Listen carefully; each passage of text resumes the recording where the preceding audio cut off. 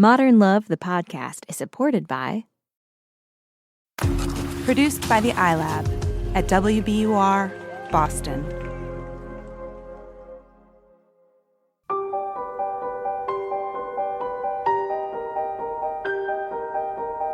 From the New York Times and WBUR Boston, this is Modern Love. Stories of love, loss, and redemption. I'm your host, Meghna Chakrabarty.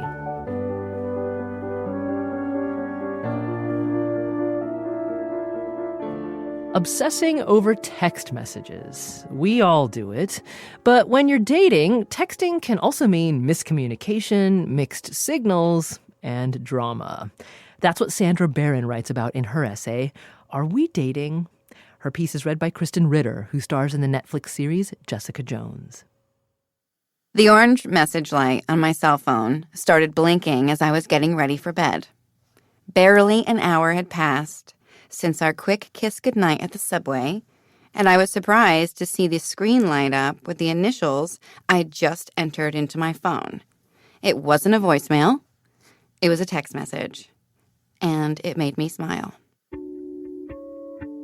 You miss me? Wink face.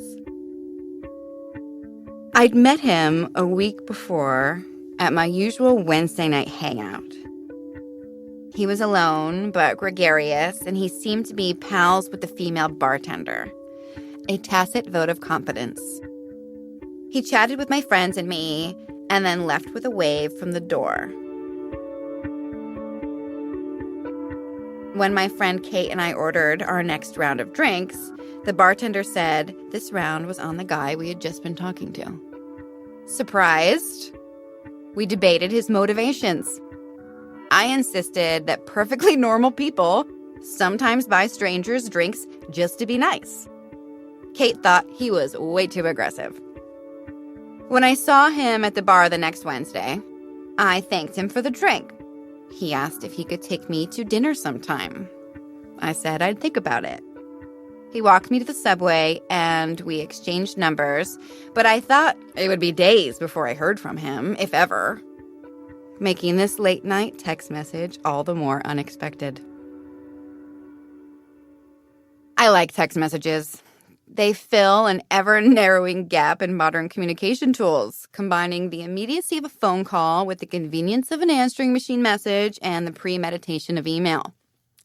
And if they happen to be from a crush and pop up late at night, they have the giddy rereadability of a note left on a pillow. So, did I miss him? Certainly not. But I was flying from New York to West Virginia in the morning for work. Maybe I'd miss him while I was away. I could already hear my friends citing his enthusiasm as evidence he was coming on too strong, but I'd had enough of aloof. I found his boldness refreshing. Before I turned out the light and snapped the phone into its charger, I allowed myself one more grin at his message and a grimace at his middle school style you and a winking smiley face. Then I deleted it. He called the next afternoon while I was grounded in Pittsburgh between flights. He kept me company while I ambled down moving walkways and wandered through a loop of food courts. We talked about work for the first time. He said he worked intense hours as a freelancer so he could take off months at a time to travel. And he showed he had been paying attention by asking me things that we had discussed at the bar. He asked if we could have dinner when I got back to town, and I said sure.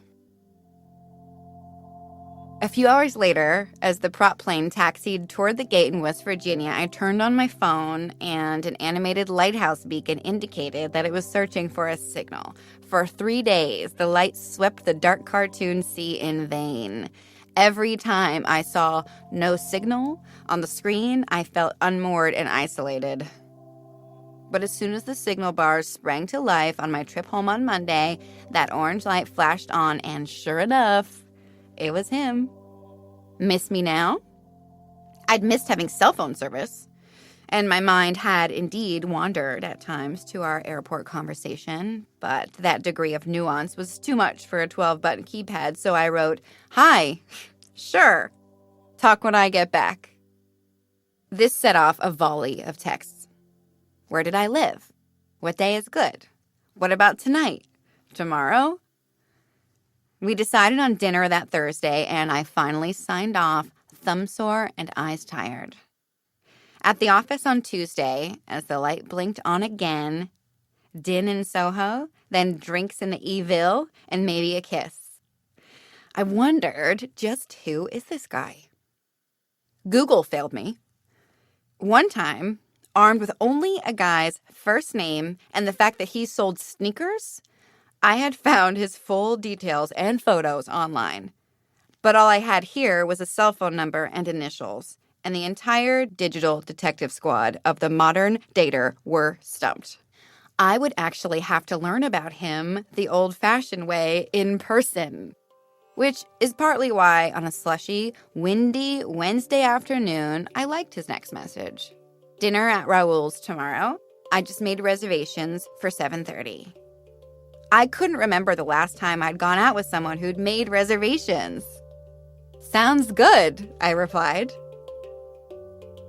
A message came back as I was leaving the office. It's better than good. You are with me. Maybe I'll stop by the bar tonight. So he remembered I usually went on Wednesdays. On the way over, feet soaked and fingers numbed, I knew that I didn't want him to brave the sleet just to see me. Especially since it would be awkward, trying to get to know him better while hanging out with people he had never met. And after all, we had reservations for the next night. Don't come out in this weather, I wrote. Can't really hang out anyway. See you tomorrow. His reply was impossibly swift for its length. I live 45 seconds from there and I would be doing my own thing. I am not leechy. Very independent boy I am. I may or may not, depends where the wind takes me. Was it just me, or had things just taken a hairpin turn for the hostile? My message was meant to be friendly. Had it come out that way? Or was I reading him wrong? I needed to find a way to respond that was light, in case I was only imagining he was angry, but not flippant, in case he actually was. I swallowed my distaste for cutesy abbreviations and tried LOL exclamation point. As you like, then, smile. I cringed slightly as I hit send. This suddenly seemed like a dangerously clumsy way of communicating. Minutes later, would you like me to stay away? Oh dear. At this point, yes. Wires were crossing that would probably be best untangled in person the next day. Entering the bar, I waved to my friends in their booth and, before joining them, whipped off a quick response attempting to be polite and clear. Yeah, I guess that'd be better. You'd distract me if you were here. A minute later, after I'd settled in with my friends, the orange light looked like a warning. Too late, I'm here. I looked up. Sure enough, there he was, talking to two girls at the bar. He drifted closer and hovered nearby but didn't make eye contact. By the time he came over and sat down, a full hour had passed. He'd clearly had a few drinks, and our conversation went downhill as fast as it had on our phone screens. He said that I'd tried to control him by saying he shouldn't come to the bar, and added that he hadn't come to see me, but to see other people. After going on in this vein for a while, he suddenly softened and asked me to promise one thing, a kiss before the night was over. I stammered that I couldn't make any promises. He shook his head and stormed off, sloshing the beers on the table and sending a pool cue clattering to the floor. Before I could process what had happened, he looked over from his perch on a nearby bar stool and smiled, winked, and waved over his shoulder as if we'd never met. My friends, wide-eyed, asked what was going on. I wasn't sure. But I did know one thing. Reservations or not, tomorrow's date was off. Not so that evil blinking light. Only half an hour later, with both of us still in the bar. No, wasn't possible. Another message? What was all that about? He'd written. Are we still on for tomorrow? I deleted the message and put my phone away, hoping to erase the whole encounter. Soon, he seemed to have left. And as long as my phone stayed in the dark recesses of my purse, I believed that he was powerless to bother me. But suddenly, there he was again, standing a few feet from our booth, smiling and crooking his finger at me. I shook my head. I need to talk to you, he said. I told him we had nothing to talk about. Turns out I wasn't the only one who found him menacing. Within minutes, the bartender took the stocky wine glass out of his hand and told him to leave. I hoped he would be so embarrassed that he wouldn't dream of contacting me again. But the next morning, the blinking orange light seemed louder than my bleeding alarm clock. 3 new messages, mailbox full, from 6:30 a.m. I am done boozing for a while, wink. From 6:38 a.m. What did I do to upset you? Do you not want to have dinner? At 6:45, as if he'd waited long enough for a reply. Anyway, too bad. I would have liked to have gotten to know you better. I liked the finality of that one. But had he really given up? Or was there simply no more room in the inbox? I deleted those 3 and got on the subway.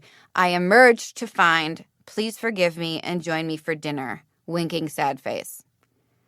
We are not going out, I wrote. What did I do? I'm at work and we are not discussing this. Whatever, he wrote. You don't have to be ignorant. Peace. I turned off the phone, dumbfounded. How had this happened? How had we managed to speed through all the stages of an actual relationship almost solely via text message? I'd gone from butterflies to doubt to anger at his name on the screen before we even knew each other. That was it, I decided. No more text message flirtations for me. From now on, I'd stick to more old-fashioned ways of getting to know a guy. Like email.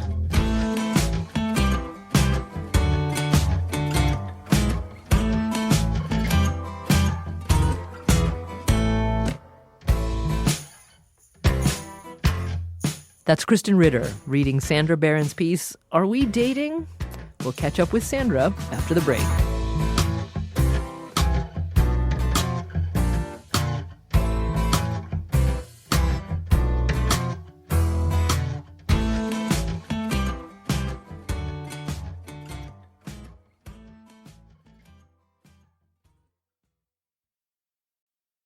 So, what happened to Sandra Barron's resolution to stop mixing texting and dating? Yeah, never say never.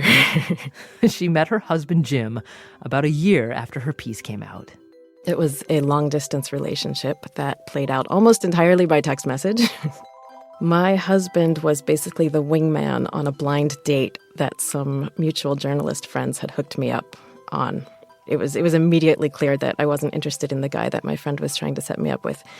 And I didn't think much would come of it with Jim because he lived on the other side of the country. And I thought he was nice and cool and funny. And I thought, well, if we stay in touch, that's great. If not, that's what it is. But texting really kept us in this constant, easy, low-level conversation. And I think if it hadn't been for texting in this case, our relationship could have just as easily faded away, given the distance. Sandra says that texting felt different when she was getting to know her husband. Normal, rather than fraught and anxious. And when she looks back on her brief pseudo-relationship with the man she wrote about... I do cringe a little bit I have that sense on the one hand of, okay, I was looking for something and I didn't want to overlook a chance to find it. And on the other hand, I think, oh, okay, there were red flags there that I clearly missed. But at the same time, I have so much empathy for myself at that time, just hoping that things would be better than they looked, wanting to find the positive take on a situation. Just being optimistic, really.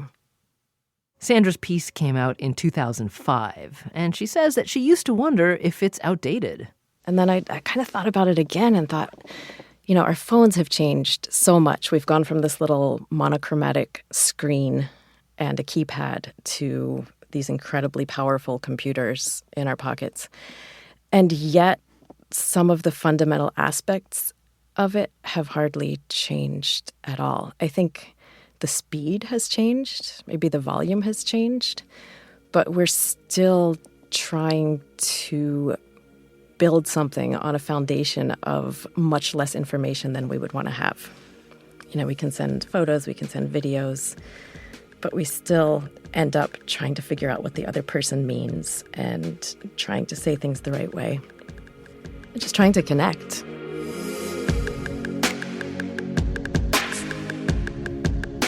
That's Sandra Barron. She lives with her husband in Los Angeles. After the break, Daniel Jones, editor of Modern Love for the New York Times, and more from Krysten Ritter.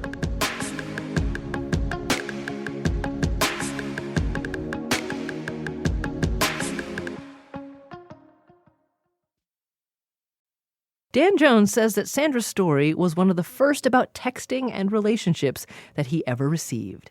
And it was novel that an entire relationship could take place through texting and through the sort of mismatched emotions and the misread emotions from online communication. And on the other hand, this story happens all the time today.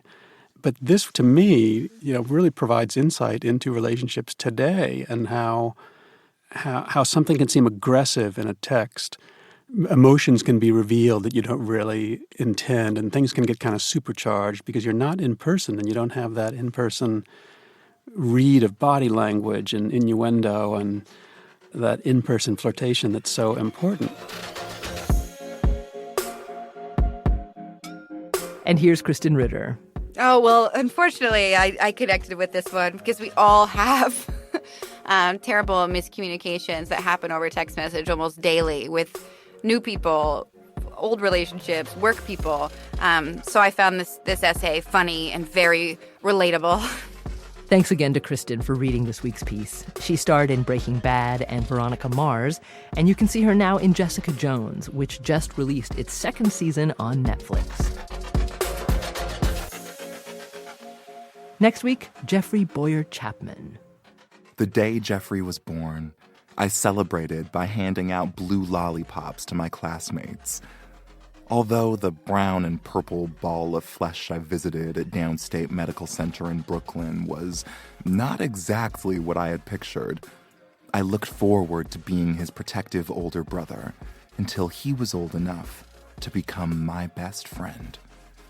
As my father and uncles smoked cigars in our house the night before my mother and Jeff came home, I huffily sprayed Lysol.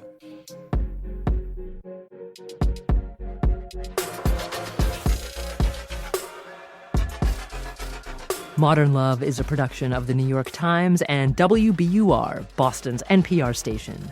It's produced, directed, and edited by Jessica Alpert, John Parati, Caitlin O'Keefe, and Amory Sievertson. Additional sound design by Matt Reed. The idea for the Modern Love podcast was conceived by Lisa Tobin. Iris Adler is our executive producer. Daniel Jones is the editor of Modern Love for The New York Times and advisor to the show. Music for the podcast, courtesy of APM. I'm Meghna Chakrabarti. See you next week.